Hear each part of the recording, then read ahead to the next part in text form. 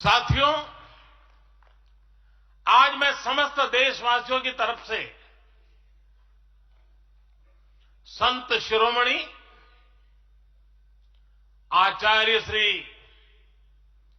108 पूज्य विद्यासागर जी महाराज को श्रद्धापूर्वक, आदरपूर्वक नमन करते हुए श्रद्धांजलि देता हूं। उनके संलेखन समाधिस्थ होने की सूचना मिलने के बाद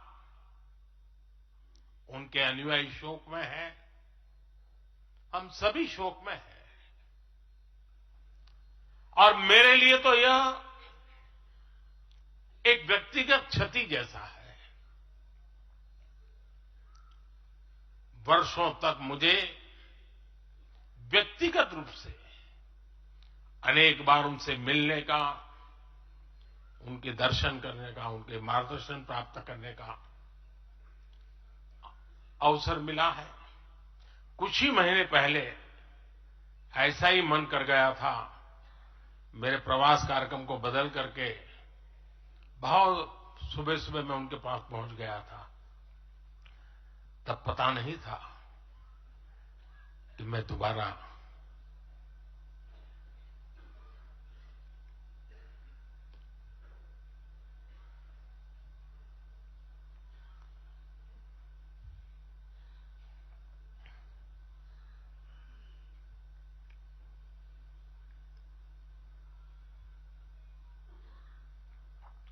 उनके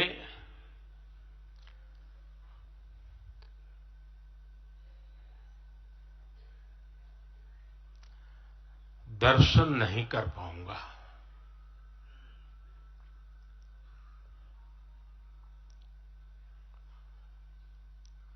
ये मेरा सौभाग्य रहा है कि पिछले 50 से भी ज्यादा वर्षों से मुझे देश के गणमान्य आध्यात्मिक मूर्तियों के निकट रहने का, उनके आशीर्वाद पाने का अवसर रहा है। और इसलिए मैं उस आध्यात्मिक जगत की उस शक्ति को भलीभांति जानता हूं, समझता हूं, अनुभव करता हूं। आपको सुनकर के आश्चर्य होगा कि वे तो दिगंबर परंपरा से थे। उनका जीवन कैसा होता है हम जानते हैं, लेकिन शायद ही कोई ऐसी महत्वपूर्ण घटना ऐसी नहीं होगी या मेरी तरफ से कुछ महत्वपूर्ण किसी काम में मेरा संबंध आया हो, 24 घंटे के भीतर भीतर उसका एनालिसिस करके मुझे उनका संदेश आता था। यानी कितने जागरूक थे।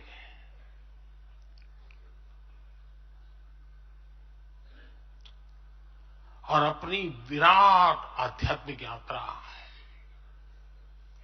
और उसके बाद भी वो हम सबको हमेशा प्रेरणा देते रहे हैं। जीवन भर उतनी सौम्यता के साथ उनका लोगों को मिलना, उन्होंने हमारे युवाओं को परंपराओं से जोड़ा, गरीबों तक शिक्षा और स्वास्थ्य की सुविधाएं पहुंचाई। उनका पूरा जीवन उस व्यक्ति के लिए प्रेरणा जैसा है जिसने